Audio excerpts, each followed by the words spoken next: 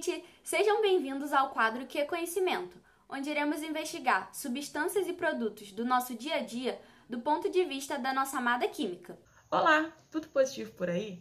No vídeo de hoje, vamos falar de um dos braços direitos das blogueirinhas e um dos cuidados/passatempos mais vistos atualmente, o skincare. Você sabe como fazer uma rotina correta e eficaz de skincare? Sabe como cada produto age na sua pele? Separa seus produtinhos aí e vem com a gente em busca de uma pele lisinha e saudável.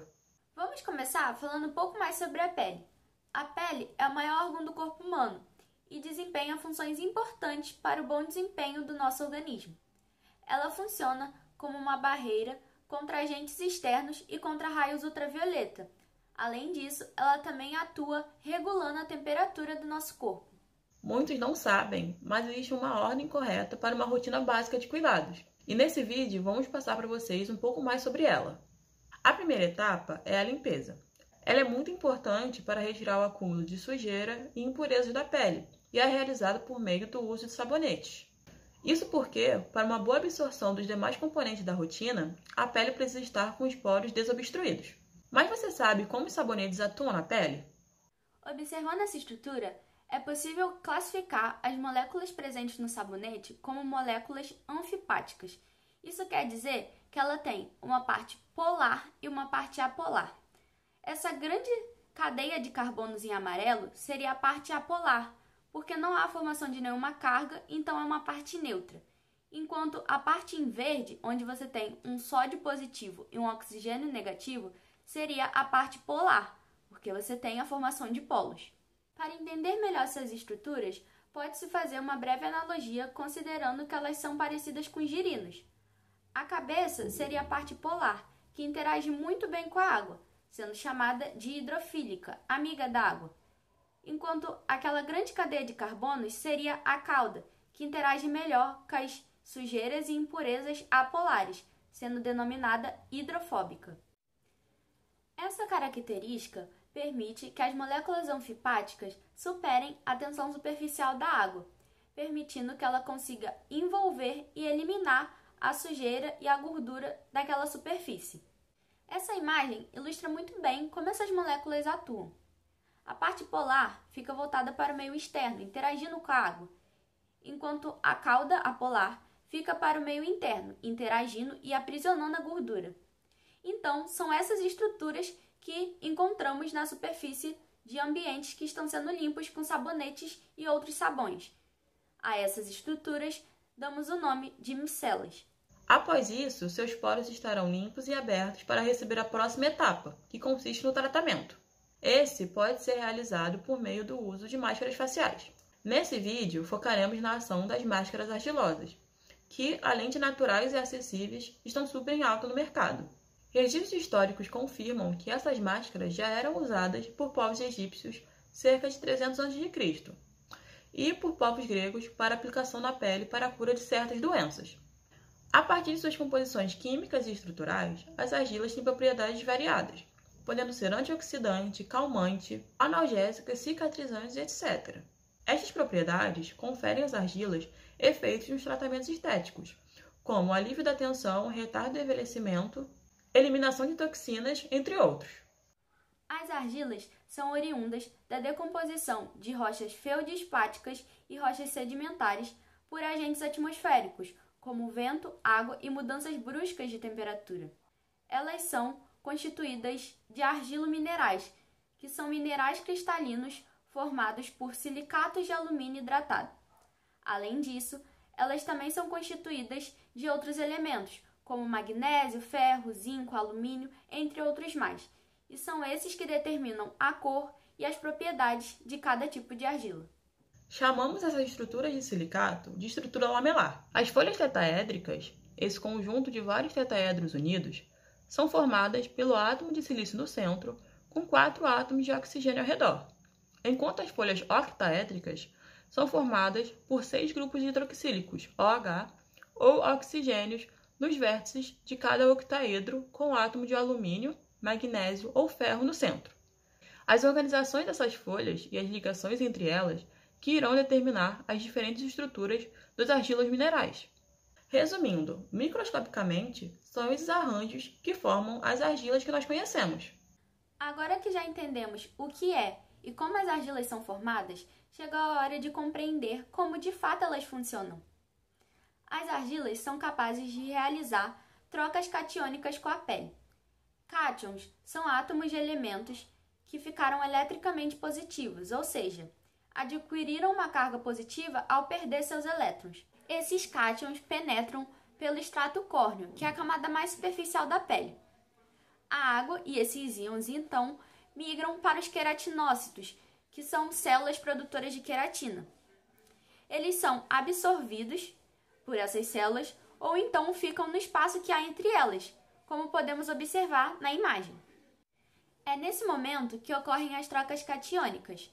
Os íons e outros resíduos da pele são liberados para o meio externo e são conduzidos através da água, enquanto os cátions são depositados no meio interno.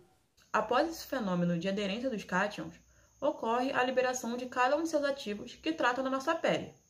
Portanto, pode-se citar alguns benefícios que cada um desses elementos pode conferir, como, por exemplo, o silício. Ele tem um papel fundamental na reconstrução dos tecidos, além de uma ação anti-inflamatória. Um exemplo de processo inflamatório muito comum é a acne. Ela nada mais é que uma lesão causada pelo excesso de oleosidade, acúmulo de bactérias ou desregulação hormonal. Nesse caso, a ação de argilas ricas em silício atua no tratamento desse processo. Outro exemplo é o manganês. Ele atua na produção de colágeno, uma proteína muito importante para a resistência e elasticidade da nossa pele. Ele também possui ação cicatrizante. Sabe-se que existem as mais variadas cores de argila, e isso se dá devido à presença em maior quantidade de certos elementos. Por exemplo, a vermelha é rica em cobre e óxido de ferro 3, enquanto a amarela é rica em silício e potássio. No mercado da beleza, encontramos as mais variadas cores. Entretanto, há aquelas que recebem maior destaque, que são mais utilizadas pelas pessoas, que no caso são as argilas brancas e as argilas verdes. A argila branca possui elevada quantidade de silício e alumínio, que lhe confere propriedades cicatrizantes, ou seja, ativa a reprodução de células no tecido para a regeneração de feridas ou lesões. Na estética, facilita a circulação sanguínea e é de alta excelência no controle de acne, rugas e flacidez. Já a argila verde é rica em zinco, óxido de ferro 3 e silício. Isso confere a ela uma atividade seborreguladora, ou seja, ela regula a oleosidade da pele. Além disso, ela consegue promover uma limpeza profunda, fechando os poros, ao que chamamos de uma ação adstringente.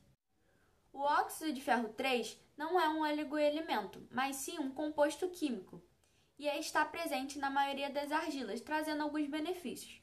Por exemplo, ele atua na respiração celular e na transferência de elétrons, e a sua falta pode resultar em uma pele fina e seca. Vale ressaltar que para uma melhor ação dos elementos, é importante manter o rosto úmido, não deixar a argila secar, pois, como falamos anteriormente, é justamente a água que irá auxiliar na penetração e no transporte dos nutrientes entre as camadas da pele. E não vamos esquecer da última etapa, a hidratação. Ela também é de extrema importância para que se obtenha o resultado desejado. Afinal, é ela que irá realizar a manutenção da camada córnea, aquela mesma que falamos antes, por onde os elementos da argila penetram na pele para tratá-la, além desse ser o canal entre o que passamos na superfície da pele e a primeira camada, a epiderme. Ela também tem um papel muito importante na retenção de água, mantendo a hidratação. Vamos relembrar a estrutura da epiderme. Ela é constituída mais superficialmente por uma camada que chamamos de estrato córneo. Esse estrato córneo, por sua vez, é formado por células que damos o nome de corneócitos. No estrato córneo, além de encontrarmos os corneócitos, encontramos também camadas lipídicas. Os corneócitos irão repelir a água, enquanto a camada lipídica irá reter essa água, e isso que irá estabelecer o equilíbrio hídrico normal da nossa pele. Nessa figura, é como se a gente tivesse dado um zoom no estrato córneo para conseguir analisar microscopicamente. As partes brancas representam os corneócitos, enquanto as partes em amarelo são as camadas lipídicas. Percebam que há pequenas bolinhas azuis presas nessas camadas, que representam as moléculas de água que elas conseguiram reter. Entretanto, apenas a água presente na epiderme não é o suficiente para a hidratação, se não houver fatores de retenção na mesma, impedindo a sua evaporação para o meio. E é justamente por isso que usamos os hidratantes. Podemos classificá-los em 3 grupos distintos. O primeiro grupo que abordaremos são os emolientes. Eles são ricos em óleos que preenchem as fendas entre os corneócitos. Essas substâncias não depositam água na pele, mas sim aumentam a capacidade de retê-la. E isso pode ser observado através das estruturas e características da água e dos óleos. A água tem uma parte positiva, que são os hidrogênios, e tem a sua parte negativa, que é o oxigênio. A gente pode perceber isso na imagem. Por isso, moléculas que são iguais a ela conseguirão se unir e interagir melhor, já que o polo negativo da água irá se ligar com o polo positivo da outra substância e vice-versa. Relembrando os conceitos dos sabonetes, dizemos que moléculas polares são hidrofílicas, ou seja, amigas da água. Em contrapartida, os óleos são substâncias apolares, ou seja, não têm formação de polos em sua estrutura. Portanto, essas moléculas têm aversão à água e não conseguirão interagir com ela, sendo assim hidrofóbicas. É o fenômeno que observamos ao tentar misturar água e óleo. Dessa forma, hidratantes emolientes formam camadas extras de óleo na nossa pele, como se fosse um filme de proteção que impede que a água vá embora. Sua principal característica é trazer maciez e flexibilidade para a pele. Eles possuem em sua composição óleos como o de coco e de amêndoas, além de manteigas, como a de cacau. O segundo grupo são os umectantes. Produtos que têm essas substâncias são capazes de reter a água na camada córnea da pele através de 2 mecanismos diferentes. O mecanismo de dentro para fora, que atrai a água da derme, uma camada mais profunda da pele, ou pelo mecanismo de fora para dentro, atraindo a água do ambiente. Umectantes, como a glicerina, funcionariam como um ímã, atraindo a água até eles. E assim, como são moléculas polares, assim como a água, formarão uma ligação, que denominamos ligação de hidrogênio. Outro agente umectante que é muito utilizado nos cosméticos é a aloe vera, mais conhecida como babosa. Os oclusivos são ricos em componentes que retardam a evaporação e a perda de água epidérmica por meio da formação de uma camada hidrofóbica espessa na superfície da pele. Esse tipo impede a saída de água e também não capta que está no ambiente. São compostos frequentemente gordurosos de cadeia longa e são mais potentes que os emolientes, pois são feitos de óleos minerais, parafinas e petrolatos, que são derivados do petróleo. Por isso, são bem pesados e qualquer substância que colocar por cima deles não irá penetrar na pele. Então, gente, muito obrigada por terem nos acompanhado até aqui. Infelizmente, nosso vídeo está chegando ao fim. É importante ressaltar que para se obter a tão sonhada pele de pêssego, é necessário ter uma rotina diária de cuidados com a pele. Além disso, é de extrema importância consultar um dermatologista, que é o profissional que irá receitar produtos e tratamentos específicos para a necessidade da sua pele. Bom lembrar também que beber água, ter boas noites de sono, manter uma boa alimentação também auxiliarão na obtenção de uma pele saudável.